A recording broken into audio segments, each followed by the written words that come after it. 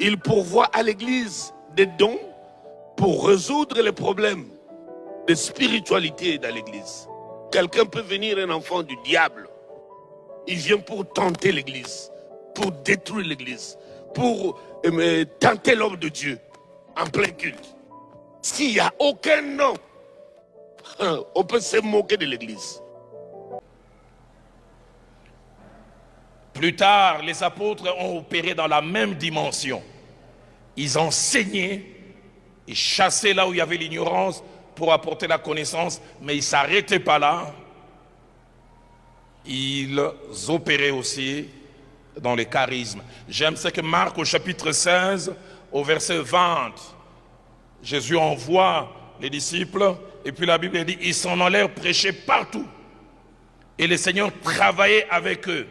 Et j'aime la suite, il confirmait la parole par les miracles qui les accompagnaient, l'aspect surnaturel. Le but du ministère, ce n'est pas qu'il y ait la concurrence ou la compétition, c'est la complémentarité. L'apôtre Paul a dit, moi je sémais, l'autre a arrosé et Christ a fait croître. J'aime souvent dire l'idéal est que le leader numéro 1 est la parole et les charismes. Mais ça, c'est Dieu qui décide. L'idéal, c'est vraiment ça. Elle va voir Mouzé, elle dit, Mouzé, pourquoi tu as prié, rien ne s'est passé. J'ai mis au monde une fille, mon mari va se fâcher. Il va me répudier. Adi Nabala dit quoi? Donne-moi l'enfant. Il a pris l'enfant. L'enfant, dans les bras d'Adi Nabala, l'enfant avait été une fille. Il a couvert l'enfant. Il a dit, Katika Djinana Yesu, au nom de Jésus. Il a rendu l'enfant. Papa, il a rendu l'enfant. L'enfant est un garçon. Et ceux qui sont de notre lignée, ils savent que c'est des choses tout à fait normales dans notre lignée spirituelle. Je suis un peu confus dans le sens où c'est le Saint-Esprit qui donne le don spirituel. C'est-à-dire, il y a diversité de dons, mais le même esprit. Mais vous tentez de dire aussi que vous pouvez hériter d'un don spirituel de votre père, ou peut-être Heidi Nabala. Alors, ça me complique. Nous recevons par le Saint-Esprit, ou c'est un homme de Dieu qui nous transfère son onction? Très bonne question. La chose la plus magnifique dans les dons spirituels, c'est qu'il est vrai qu'un seul esprit les distribue à chacun comme il veut. Donc c'est le Saint-Esprit qui donne, ce sont des grâces, on ne demande pas ça. Mais la beauté des dons spirituels, c'est qu'il y a une telle possibilité d'en avoir sans que ce ne soit que l'acte souverain du Saint-Esprit. Et c'est dans la Bible. Premièrement, Romains chapitre 1, l'apôtre Paul dit, « Je m'empresse de venir vers vous afin de vous communiquer quelques dons spirituels pour que vous soyez affermis. » Donc Paul savait qu'il pouvait venir et transmettre et donner des dons spirituels. L'apôtre Paul dit à Timothée, il dit, de ranimer le don qui t'a été donné, pas par le Saint-Esprit, par imposition des mains et par prophétie. Donc on a libéré une parole prophétique, on a posé les mains et tu as reçu ce don. On reçoit les dons par la souveraineté de l'esprit, on les reçoit aussi par transmission de celui qui en a. Troisième voie, on reçoit aussi les dons par aspiration. N'est-il pas écrit « Aspirez aux dons les meilleurs » Vous savez, j'ai pour la première fois utilisé l'aspirateur de ma vie, c'était en Europe.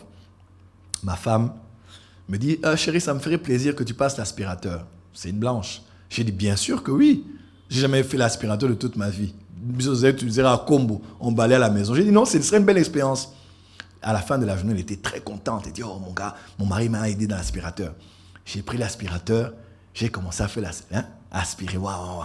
Et puis elle m'a dit, non, tu vois, les saletés qui sont au coin là, il faut retirer le couvercle, prends le tuyau, mets-le dedans et puis ça va attirer. Et puis j'ai pris, quand j'ai mis à l'intérieur, c'était loin et ça s'est, parce que le pouvoir de la pression, de la pression du moteur. C'est là que j'ai compris, quand on dit aspirer, devenez un aspirateur. C'est-à-dire, quelqu'un peut avoir une grâce, il est même loin de toi. Il peut avoir une grâce, tu le lis dans un livre. Il peut avoir une grâce, tu le vois à la télévision, sur YouTube. Mais quand tu actives l'aspirateur, quand tu actives l'aspirateur, la grâce qu'il y a de loin là peut venir vers toi. Bishop Dag Miles dit, pendant qu'il lisait les livres de Kenneth Hagin, il lisait les livres de Oedipo, Dieu l'a dit, ce que tu vois là, tu désires là, t'est donné. Et aujourd'hui, il a écrit autant de livres qu'il a écrit. On ne reçoit pas que les dons spirituels par la souveraineté de l'esprit, on le reçoit par imposition des mains, par transfert, on le reçoit par aspiration, on le reçoit aussi par la prière. 1 Corinthiens 14, que celui qui a le don de parler en langue prie pour avoir le don d'interpréter. En d'autres termes, on peut aussi demander à Dieu un don lorsqu'on trouve qu'on a besoin de ce don-là pour compléter un autre que l'on a. Seigneur, j'ai des paroles de connaissance, des discernements des esprits sur les AVC des gens. Je peux voir comment ça a commencé. L'attaque de la sorcellerie qui a été derrière. Seigneur, je vois tout ça, c'est bien. Mais donne-moi aussi le don de guérison pour que quelqu'un soit guéri totalement. Parce que révéler l'origine de la maladie est une chose, mais curer la maladie est une autre. Donne-moi aussi le don de guérison. Dieu peut te donner cela.